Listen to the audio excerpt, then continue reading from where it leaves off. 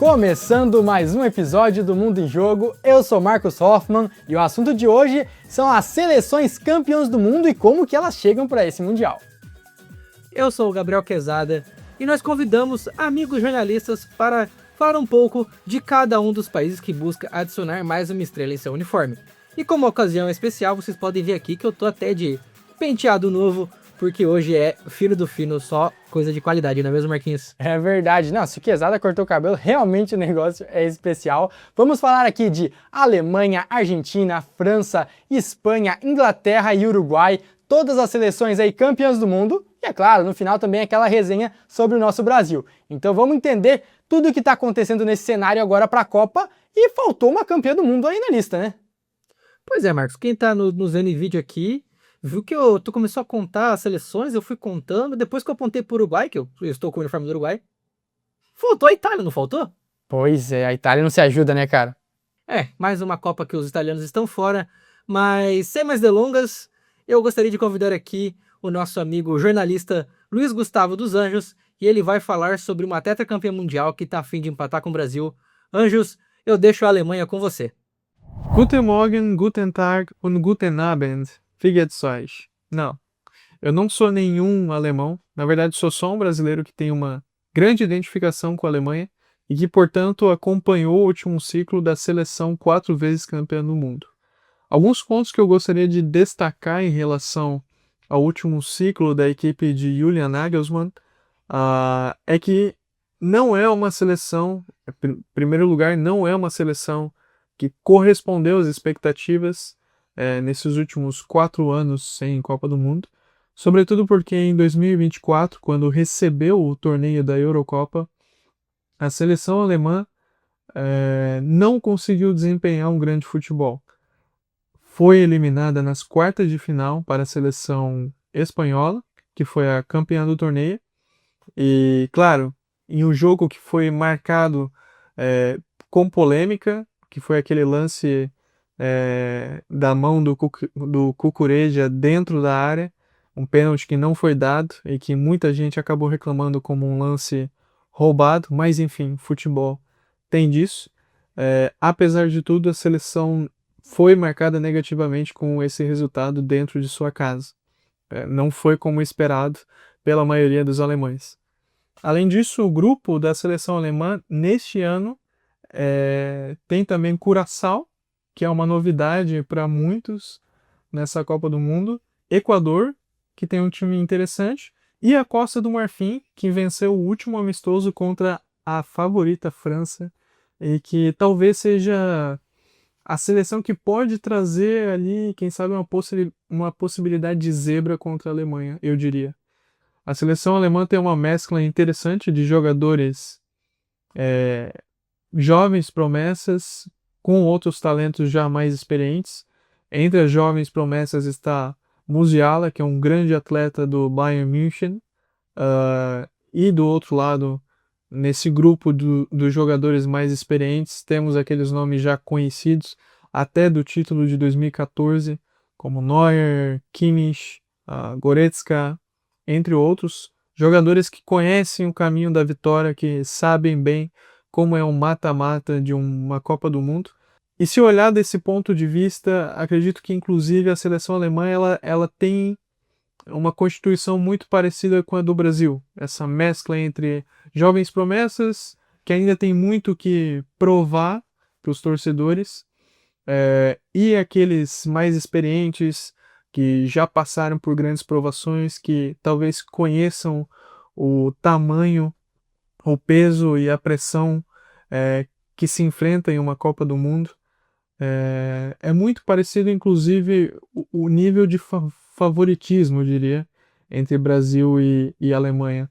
Ambas as seleções vêm de ciclos bastante conturbados, são grandes seleções com um grande histórico, com muitos títulos, e que muita gente, ainda que perceba que não está em um bom momento, acredita que pode acontecer alguma coisa que leve essas duas equipes para um caminho mais distante e surpreendente. Meu palpite é que a seleção alemã não chegue tão longe, mas, claro, pode nos surpreender por se tratar de uma equipe tetracampeã. Dito isso, espero ter ajudado e quero contar também com o palpite de vocês. Muito obrigado, Anjos. O teu vídeo ficou sensacional. Infelizmente, Marquinhos, ele é corintiano, mas de Alemanha o cara domina, né? Realmente, ele sabe tudo de Alemanha, o cara até fala alemão, né? Tem que respeitar. E foi interessante a gente conhecer um pouco mais de como vem essa Alemanha, que apesar de não ser a mais favorita, né, e tudo mais, ainda sempre é uma seleção pra gente estar muito de olho. E agora vamos falar da atual campeã do mundo, os nossos irmãos Argentina. Como chegam os argentinos? Meu amigo Lucas Keller traz aí todas as informações. Fala, meus amigos, mais uma Copa do Mundo chegando, minha 7ª Copa do Mundo, inclusive. A primeira foi em 2002, que eu assisti, e agora chego nessa bem empolgado, como sempre, né? Muito bom assistir Copa do Mundo. E para falar um pouco sobre a Argentina, antes de entrar nas expectativas, dúvidas e problemas da seleção, eu acho que vale a gente pensar e entender um pouco sobre o clima que a Argentina vai levar para essa Copa de 2026. E dá para a gente fazer isso a partir das músicas.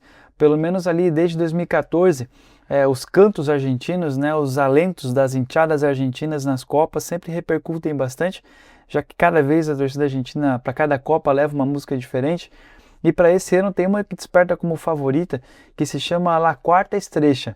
E aí, como o próprio nome diz, né, a ideia a letra aborda essa expectativa, esse desejo de colocar a quarta estrela na camiseta.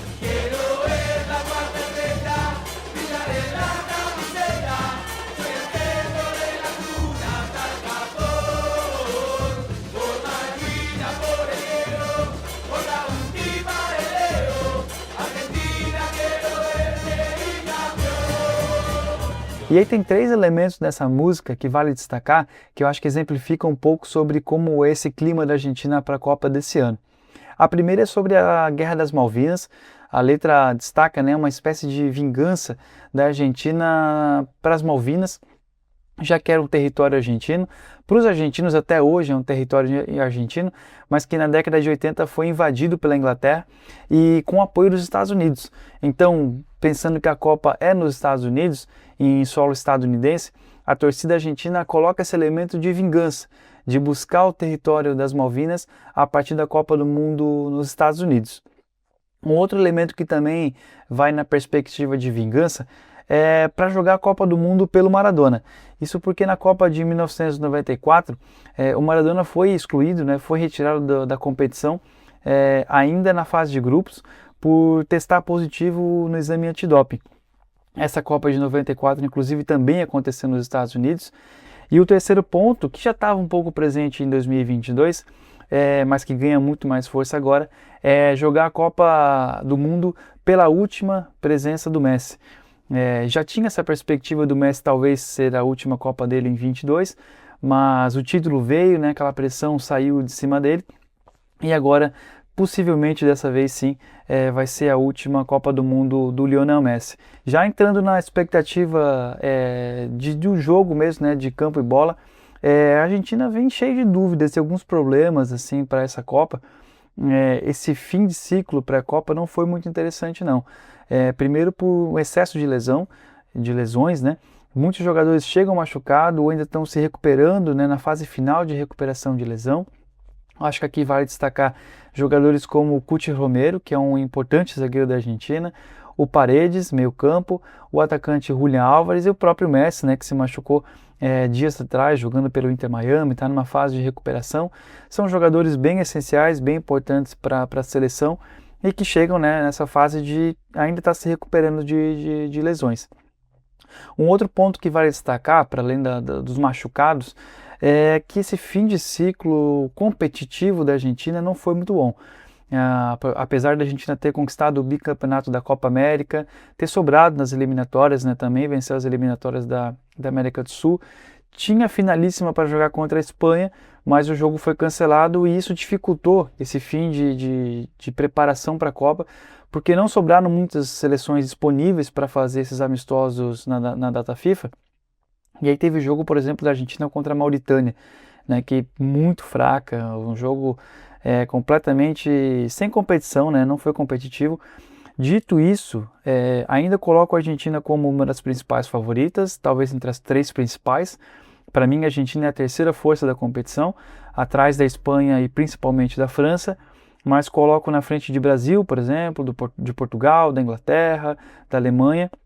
Isso porque eu acho que o coletivo da Argentina ainda é muito bom, tem peças muito boas e o Scaloni tem um time muito azeitado, né? Tem um time já preparado desde a última Copa do Mundo, a base é muito parecida, ainda que tenha essa questão de envelhecimento do elenco, né? Mas ainda é um time bem qualificado e que se dá muito bem, né? Tem um clima ali de união entre o grupo que eu acho que numa Copa do Mundo isso também pesa. Dá para projetar, pelo menos o que eu imagino, o que eu acho que há de melhor para a Argentina nesse momento, é começar com o Dibu Martínez no gol, né, de goleiro, o que já provou, né, na Copa de 22 o que ele é possível fazer. Eu acho um excelente goleiro, ainda mais na Argentina, parece que ele cresce ainda mais, né? Na lateral direita deve ter Molina, que pega a vaga do Montiel, de 2022. Na zaga, essa dupla de zaga com Cuti Romero e Lisandro Martinez, talvez dividindo a vaga, né, ou disputando a vaga com Otamendi. E na esquerda o Tagliafico, talvez seja um ponto mais crítico da Argentina, por ser um jogador mais velho, um jogador que para mim está abaixo desses outros jogadores do elenco, do time titular, né? No meio campo, talvez seja a principal qualidade da Argentina, um trio com o Enzo Fernandes, o Paredes e o McAllister, e o trio de ataque também bem qualificado, com o Thiago Almada, Julián Álvares e o Messi, chegando para essa Copa do Mundo.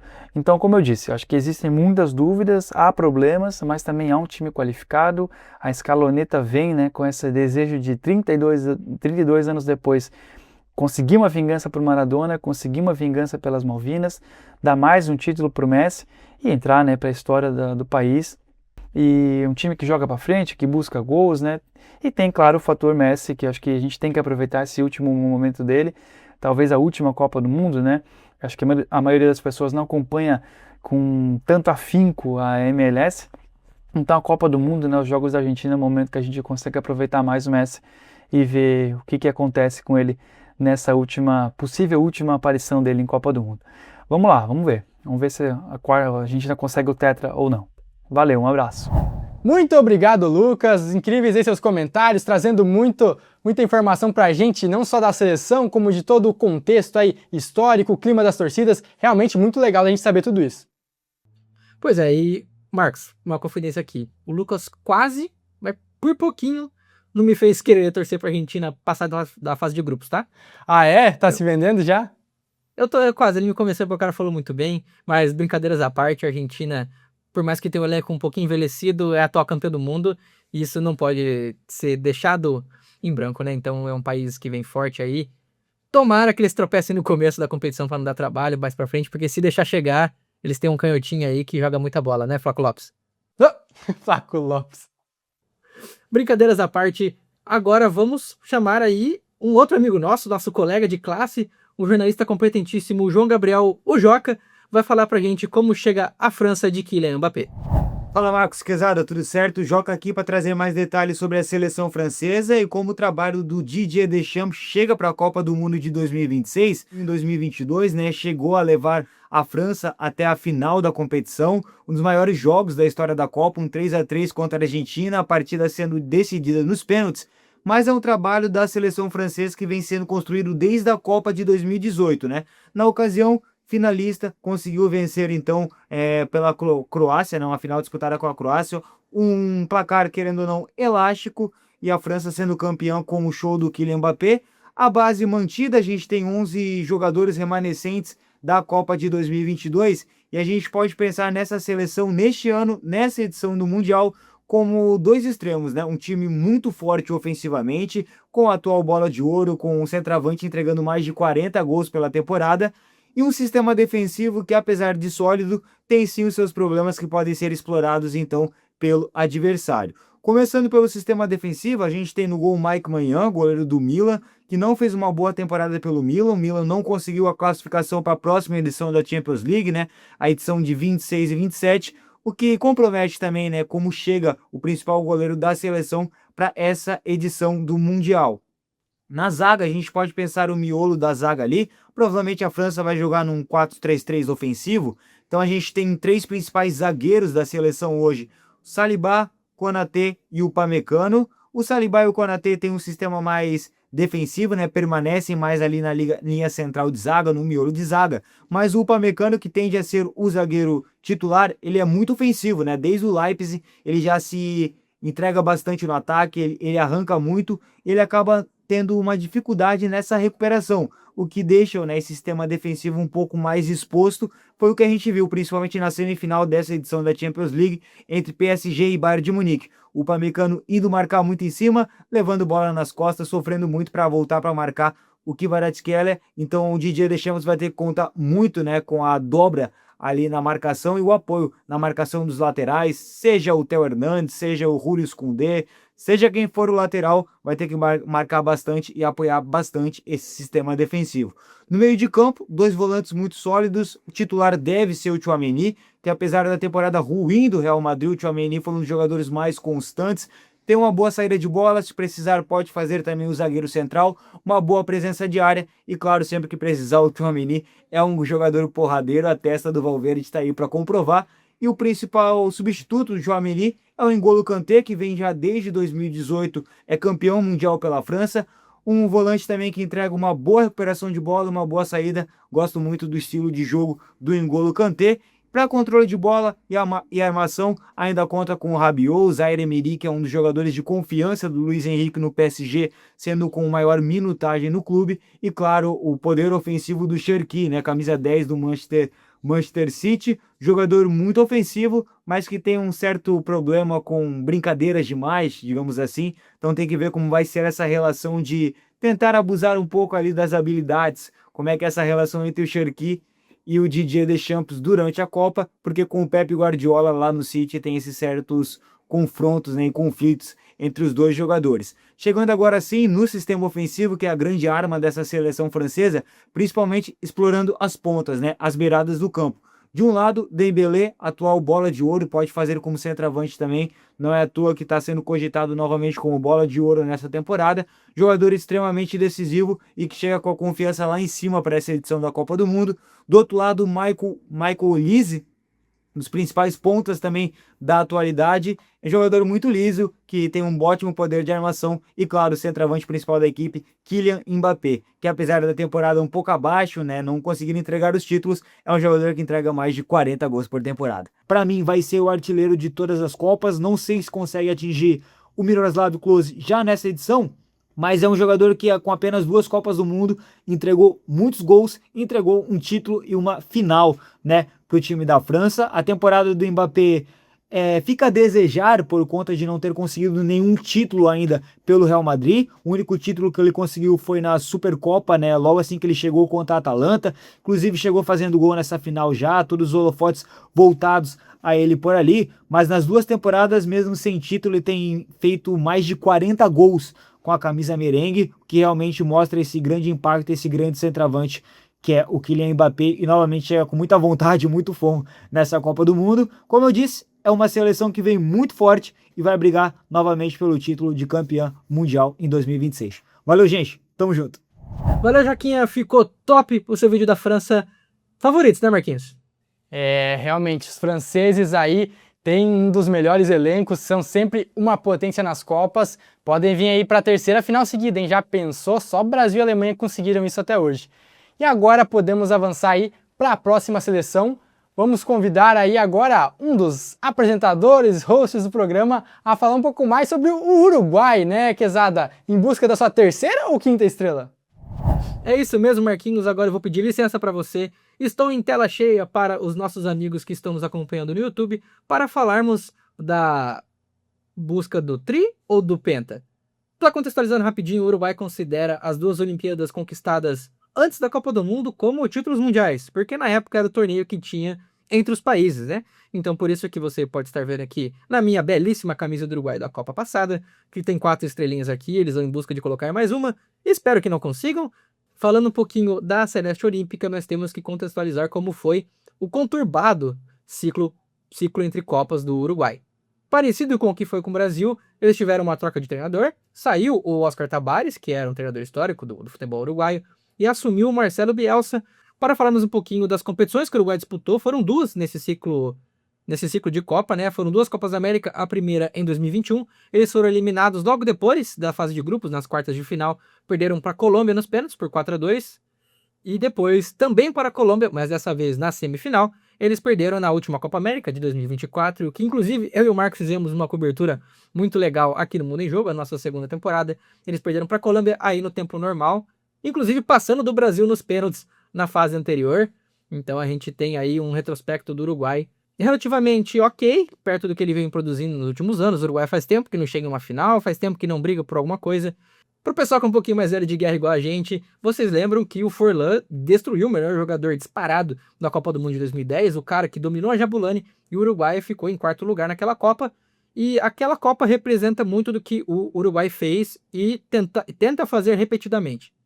É sempre uma mescla de experiência e juventude, em que a sucessão ela é feita lenta e gradual. E em 2022, aí, o principal vexame, que representa um pouco desse ciclo que o Uruguai tenta repetir, mas que não consegue, que foi ser eliminado na fase de grupos, na Copa do Catar, em um grupo que tinha o Portugal, com a bagunça que estava acontecendo lá em Portugal, com o Cristiano do banco, enfim, Gana, Coreia do Sul e daí o Uruguai. A Coreia do Sul, para ser segundo, enfrentou o Brasil nas oitavas de final e nós ganhamos. Poderia ter sido, por exemplo, o Uruguai, caso eles tivessem vencido Gana no último jogo da fase de grupos. O Uruguai sempre tenta mesclar juventude e experiência para chegar na Copa na sua melhor performance. A cabeça do Uruguai sim é pesada, mas e tem bons jogadores também, inclusive os Catum aqui no Brasil, vamos chegar lá, mas que eles não conseguiu nem com o Oscar Tabares, nem com o Marcelo Bielsa repetir esse ciclo de sucessão após a saída do Cavani e do Suárez, né, como os principais jogadores do futebol uruguaio. Hoje, na minha visão, nós temos dois grandes nomes aí para o ataque e dois grandes nomes para a defesa. Além do Muslera, claro que foi convocado, mas eu acredito que ele não seja nem titular. Nós temos a defesa, o Ronald Araújo, do Barcelona, brasiguaio, colorado, inclusive. Ele é o principal zagueiro do Barcelona, um grande nome do Uruguai, joga também de lateral direito. E no meio campo, para mim, o grande nome da Celeste, que é o Federico Valverde, sou muito fã desse cara. Ele é o pilar. Se o Valverde tá bem, o Uruguai joga bem. Se o Valverde tá mal, o Uruguai tá mal. Ele é o cara que é o termômetro do time. E essa mescla de experiência com juventude foi uma coisa que o Valverde teve que assumir ainda muito jovem, né? Porque não teve um cara para passar esse bastão para ele. O Suárez e o Cavani já saíram no ataque. A pessoa que teve mais destaque dentro dos atacantes uruguaios foi o Davi Luiz, campeão da Premier League com o Liverpool e tudo mais. Só que é um cara que na Europa ainda não desempenhou tão bem assim. Estava encostado na Arábia até recentemente. Até o momento que estamos gravando isso aqui também, ele não tem nenhum clube confirmado após ele sair ou potencialmente sair do Al Hilal, né? O outro jogador que eu quero destacar aqui pro ataque é o Arrascaeta, né? Indiscutivelmente, um dos melhores jogadores do Brasil desde 2018, é o nome do Flamengo desde esse boom que aconteceu com o time rubro-negro em 2019, e a seleção uruguaia vem com alguns jogadores conhecidos aqui no Brasil. Nós temos o Rocher, goleiro internacional, temos dois representantes do meu Verdão aqui, o Piquerez na lateral esquerda e o Emiliano Martinez como volantes. Tem o Vinha também, que jogou no Palmeiras do Flamengo, tá no River Plate agora. Temos também o Nicolás de la Cruz, que é reserva do Arrascaeta no Flamengo, mas eles dividem e competem por posição no Uruguai. O Varela também, lateral direito do Flamengo. Enfim, nós temos alguns nomes conhecidos do futebol brasileiro. E essa seleção uruguaia, para mim, ela é um equilíbrio, um termômetro do que foi essas eliminatórias da América do Sul. Tivemos 3 times que classificaram com 28 pontos. Colômbia, Uruguai e Brasil. O Brasil, quando a gente pensa que classificou em quinto, a gente acha que a eliminatória brasileira foi um desastre. E foi. A Colômbia, que passou em terceiro, vê as eliminatórias como uma boa preparação, que o time chega ok e tem bons nomes para disputar essa Copa do Mundo. E o Uruguai é o meio termo. O Uruguai começou muito bem, oscilou e terminou muito mal numa desconfiança por causa de uma briga que teve do elenco com o treinador Marcelo Bielsa. O apelido do Bielsa de É Louco não é por acaso. Ele começa normalmente muito bem os seus trabalhos, com um futebol completamente diferente, os jogadores trocando posições muito rápidas, mas a gestão de elenco dele não é das melhores. Ele chegou a brigar e, como ele fala mesmo na entrevista e larga, não tem papas na língua, como dizem, o Bielsa tretou simplesmente com o Luis Suárez, né? Então, o Suárez, inclusive, estava à disposição para disputar esse Mundial, não foi por opção do Bielsa, que falou também na coletiva que o Uruguai não precisava do Suárez. Enfim, ele deu a entender isso. E a principal briga dele, mas que ele voltou atrás por necessidade, foi com Agustín Canóbio, jogador do Fluminense, que estava no Atlético Paranaense na época. ele brigou com o Canóbio também falou um monte de coisas com ele, eles trocaram várias farpas, e essa divisão, esse racha no elenco do Uruguai, que é o que eu acho que pode fazer o caldo desandar lá nos Estados Unidos. E eu digo por quê? Por mais que seja um time ok, para nível sul-americano, é um time que não passa dificuldade nas eliminatórias, oscila como qualquer time, mas eu acho que no grupo com Espanha, Arábia Saudita e Cabo Verde, o Uruguai vai ter que se degladiar com a Arábia Saudita por esse segundo lugar, porque é um time que oscila bastante, é um time que não tá tão comprado assim com o técnico. É óbvio que em Copa do Mundo as coisas mudam, o pessoal se compromete, só que eu não sei se isso vai fazer muita diferença a curto prazo, que é a Copa do Mundo, né? Então o Bielsa tem um trabalho de arrumar casa, os bons jogadores dos seus clubes têm que levar isso para a seleção, eles têm que tentar resgatar uma magia de um Uruguai, como dizem os jovens, mais low profile para o mundo como um todo, e tentar fazer o que foi feito em 2010, o que eu acho muito difícil. Então, essa é a minha análise do Uruguai. Eu não vejo o Uruguai indo muito longe, potencialmente acabe dando adeus à Copa do Mundo aí em umas oitavas de final, provavelmente. Talvez um pouquinho antes, no 16 avos, mas enfim. Essa é a minha análise, eu espero que vocês tenham gostado. Eu vou chamar o meu amigo Marcos de volta para dividir tela comigo, porque agora eu encerrei a minha parte do Uruguai, e é isso, pessoal. Obrigado. Sensacional aí, meu amigo Quezada, falando tudo de mais importante sobre o Uruguai. Não é porque você apresenta o podcast comigo, mas eu achei sensacional. E se o Uruguai Obrigado. tem o Louco Bielsa, nós temos aqui Louco Quezada pra tá sempre divertindo, informando a galera. E agora tem mais uma seleção aí importante pra gente falar. Outro país que também fala espanhol, mas estamos falando de europeus, uma seleção com apenas um título, é a Espanha La Roja. Otávio Laurindo, diretamente da Espanha, vai trazer todas as informações da seleção pra gente. Salve, salve, meus amigos do podcast Mundo em Jogo. Otávio Laurindo por aqui, diretamente da Espanha, de Sevilha. É uma honra poder estar aqui com vocês. Primeiro de tudo, agradecer os meus grandes amigos Gabriel Quesada e também Marcos Vinícius pelo espaço e pela oportunidade de poder estar aqui com vocês falando sobre a seleção espanhola, que sim, como vocês sabem, uma das grandes favoritas para poder ganhar a Copa do Mundo desse ano, principalmente pelo elenco, pelos jogadores que tem, mas também pelo trabalho coletivo desenvolvido pelo Luis Lafuente, treinador nos últimos anos, porque vale lembrar que a Espanha é a atual campeã europeia, atual campeã da Eurocopa em 2024 contra a Inglaterra. E claro, a Espanha está num grupo bastante acessível, podemos dizer, junto com o Cabo Verde, seleção estreante, Arábia Saudita e também Uruguai. Então, quanto ao grupo, as minhas expectativas completamente é que a Espanha, evidentemente,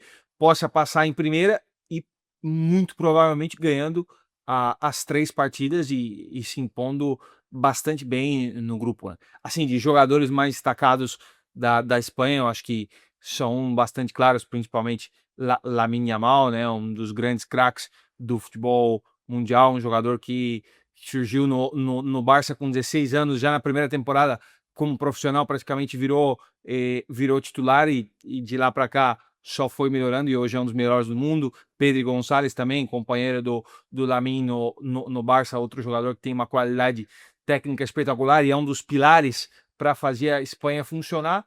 E eu também destacaria outro jogador que eu acho que sempre foi muito importante na seleção espanhola, agora que está recuperado 100%, Rodri, né?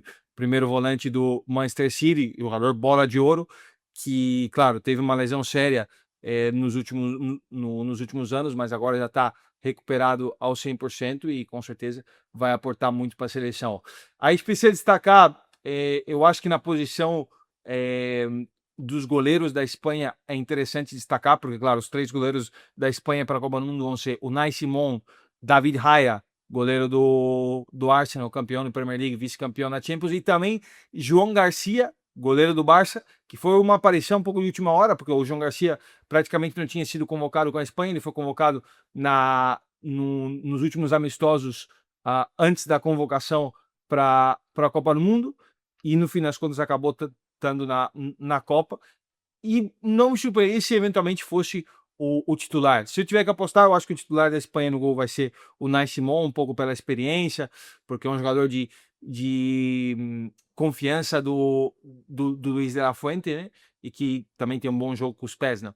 E também outra posição, setor da Espanha que é interessante da gente comentar, é no meio de campo, porque No fim das contas, o Gavi também, outro jogador do Barça, tem muitos jogadores do Barça na seleção espanhola, que outro jogador que também tinha tido uma lesão grave de cruzados, essa temporada jogou só os últimos 2 meses, 9 partidas, mas ainda assim foi o suficiente para ele estar na Copa do Mundo, porque também é um jogador de muita confiança do De La Fuente, e antes de se lesionar, era um jogador praticamente indiscutível e intocável na seleção. E outro jogador que foi também bastante interessante, Alex Baena, jogador do Atlético de Madrid, e consequentemente acabou ficando fora um jogador do Real Betis Balompié, Pablo Fornals, que na minha humilde opinião, eu acho que era um jogador que poderia ter estado na seleção, principalmente pela grande temporada que ele fez. Ele foi um dos meio-campos com maiores contribuições de gols espanhóis na temporada, para vocês terem uma ideia, e foi um dos grandes pilares para ajudar o Betis chegar na Champions dessa temporada.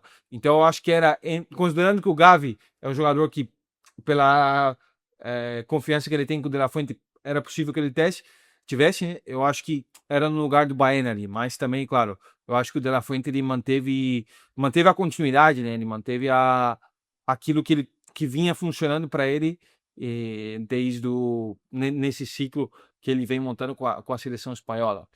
Então eu acho que de principais destaques eram esses, assim, um pouco de balanço da seleção. Eu vou dar o meu palpite de 11 que a gente pode imaginar para ver, 11 titular da seleção espanhola. No gol eu acho que vai acabar sendo o Unai Simón, lateral direita Marcos Llorente. A zaga é uma grande questão, porque a zaga também de última hora teve incorporações novas, mas para mim vai ser Cubarsí e Marc Pubil do Atlético de Madrid.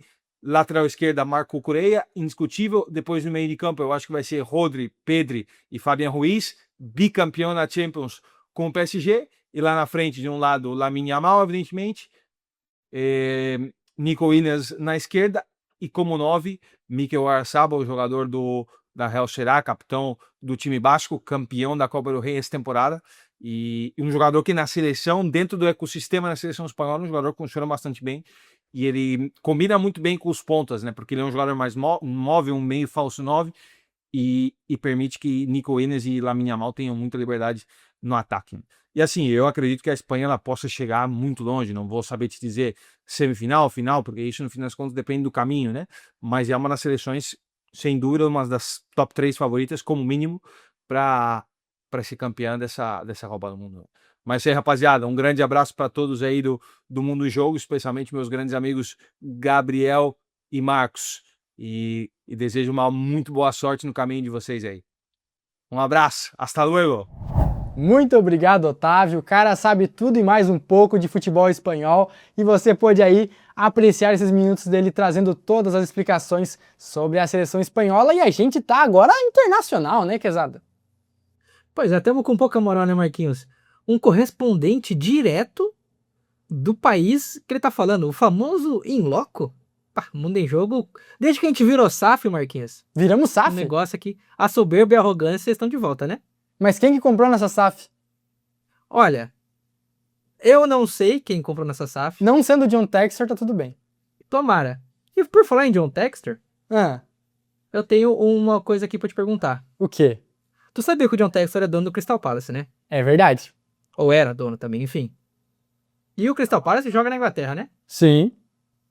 E a Inglaterra é o país em que você, meu querido amigo Marcos Hoffman, irá falar um pouquinho mais para a gente como chegam os campeões do mundo de 66. It's coming home?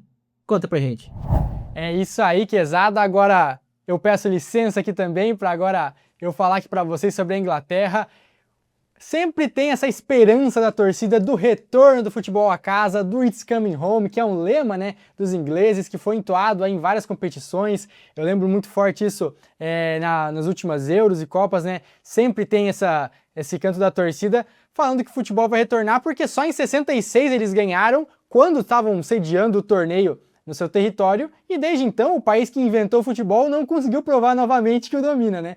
Mas a seleção da Inglaterra é poderosa e vem forte, tá? Vamos falar um pouquinho mais sobre. É interessante até você ter citado o Crystal Palace, Quezada, porque o Crystal Palace e o Aston Villa, ambos times ingleses, foram campeões europeus, né? Da Conference e da Europa League. E também tivemos o Arsenal, outro clube inglês, na decisão da Champions. Isso só mostra como o futebol inglês é consolidado aí como a principal liga do mundo, o que, por mais que dependa da internacionalização da liga, da presença de estrangeiros, mas também tem ali um reflexo do crescimento do futebol inglês e dos jogadores ingleses, né? A gente tem uma seleção muito forte, mas que teve várias polêmicas nessa convocação. Para falar da convocação, vamos falar primeiro do técnico, Thomas Tuchel, um técnico alemão pela primeira vez na Inglaterra. Uma curiosidade aí que talvez muitos não saibam, é que até hoje todas as seleções campeãs do mundo tinham um técnico do seu próprio país.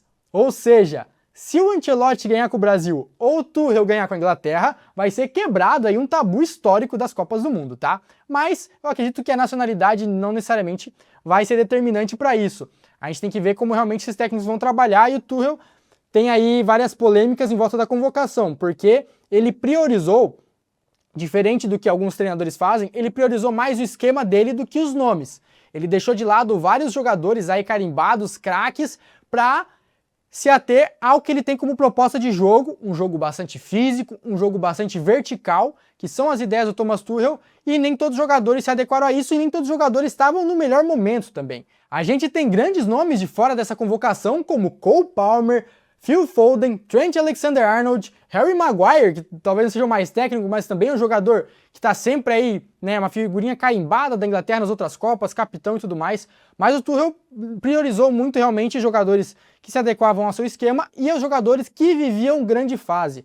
A gente está falando aí de tanto Foden quanto Palmer, né, a gente pensa aí como meias excepcionais do futebol internacional, mas que fizeram temporadas realmente bem abaixo. E o cara foi rigoroso. Não tá num bom momento, a Copa é momento, são 7 jogos, vou levar quem tá bem agora. Não quero saber o nome que vai nas costas, eu quero saber do escudo que tá na frente. Então, ele foi bem rigoroso, aí acabou deixando algumas peças importantes de fora, o que repercutiu não tão bem na Inglaterra. Como assim esse alemão chega aqui e tira nossos craques da seleção, não sei o quê? Enfim, vários comentaristas protestaram, vários torcedores protestaram. O mais recente aí, o John Terry, falou que acredita que só tem ali cerca de 15 jogadores que realmente dá para contar para ser campeão, o resto ele já não confia tanto, enfim. É um debate amplo aí, mas é interessante a gente ver um treinador com a proposta de considerar a prioridade do momento e o seu esquema tático. Vamos ver como essa Inglaterra mais vertical vai funcionar, mas fato é que os destaques dessa seleção são Harry Kane e Jude Bellingham. Também temos outros nomes muito importantes, como o Bukayo Saka, temos a experiente Reece James na lateral, Jordan Pickford, um bom goleiro, mas o Bellingham aí, por mais que o Real Madrid não tenha feito sua melhor temporada, o Bellingham é um jogador extremamente completo, com muitas valências aí, um cara de criação, mas que também é bom fisicamente, pisa muito na área, é um jogador realmente incrível. E o Harry Kane, atual chuteira de ouro aí, né, foi artilheiro da Europa na última temporada, é um jogador que saiu do Tottenham para ganhar títulos e conseguiu no Bayern, e vem aí empilhando gols atrás de gols, além de ser um jogador que desce muito para marcar, para armar o time, né? Ele desce muito para ajudar nessa construção das jogadas. Então ele tanto inicia quanto finaliza jogadas. Isso é raro de ver no camisa 9. Eu sou fã do Harry Kane de carteirinha. É um jogador que realmente é muito bom.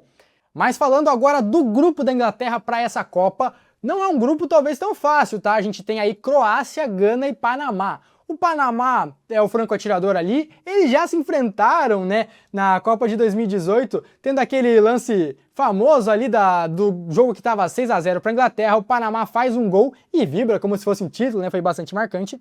Mas aí a Gana já é uma seleção mais estruturada, uma seleção com mais armas aí que pode dar trabalho. E a Croácia virou uma rival da Inglaterra, porque em 2018 foi quem eliminou os ingleses. Não é só o Brasil que é eliminado pela Croácia, não. Os ingleses foram eliminados na semifinal da Copa de 2018 pela Croácia e, inclusive, com direito agora à alfinetada do treinador croata nessa Copa. Olha só o que falou o Zlatko Dalic. Depois do jornal britânico The Guardian questionar aí se essa velha guarda da Croácia daria conta dessa Copa do Mundo, olha o que respondeu o treinador croata.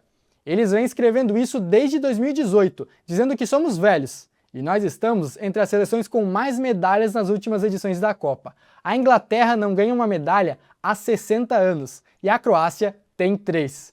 Então ele não só lembrou de ter sido vice da Copa de 2018 passando pela Inglaterra, como ainda alfinetou aí o fato da Croácia estar tendo desempenhos melhores que a seleção teoricamente mais tradicional da Inglaterra, que desde dos anos 60, não chega aí numa final de Copa nem mesmo no terceiro lugar. A Inglaterra é uma seleção que tradicionalmente tem bons nomes no papel, tem aí sempre astros, né, importantes do futebol internacional, mas tem dificuldade de montar um grupo coletivamente forte, e é essa a proposta do Thomas Tuchel. Vamos ver se isso vai dar certo, e vai ser interessante acompanhar os Leões nessa Copa. E a Marquinhos aqui, ó, meus parabéns pro senhor.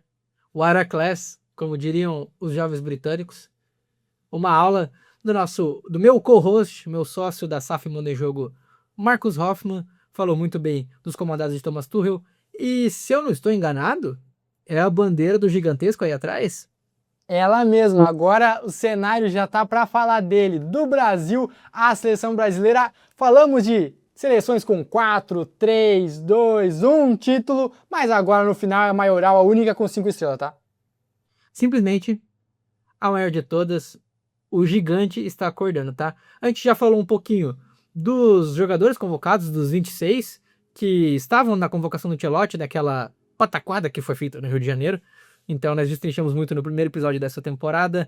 Temos que falar rapidamente, também gravamos um vídeo, mas temos que falar um pouquinho, do corte do Wesley, né? Infelizmente o nosso lateral mais ofensivo acabou sendo cortado por uma lesão na coxa, e o Carlo Ancelotti no lugar convocou um jogador do campeonato italiano. Convocou o Ederson da Atalanta, praticamente fechado com o Manchester United. Eu gostei, mas não gostei ao mesmo tempo. Das opções na lateral direita, com todo respeito ao seu Vasco da Gama, não era dos melhores, então acho que o Ederson, dos males, o pior, né? Por mim chamava Andreas Pereira, mas aí eu sou muito clubista. Aí foi clubista. Não, mas assim, realmente, as opções da lateral estavam escassas. Já tinha, não querendo ser o dono da verdade, mas eu já tinha apontado no nosso episódio sobre os convocados, que eu achava baixo o número de meio-campos na convocação, só 5 para 26 jogadores. E agora que ele botou um terceiro meia, ele optou por chamar o Ederson para ter mais opções, né? Para rodar o elenco ali no meio-campo.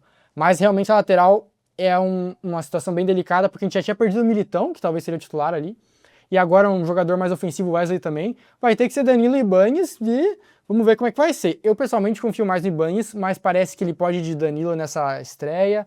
Vamos ver. E o que você achou dos amistosos aí, Quezada? A gente ainda não comentou aqui no podcast. Tivemos aí um passeio sobre o Panamá, uma vitória apertada contra o Egito. Dá pra confiar que vamos bem nessa estreia no sábado? Olha, a gente tá gravando isso aqui há 2 dias da estreia. Da estreia da Copa, exatamente, obrigado. Estamos gravando aqui no dia 9, o Brasil estreia dia 13, então a FIFA tem aí pouco menos de 4 dias pra entregar a taça, né? Mas já?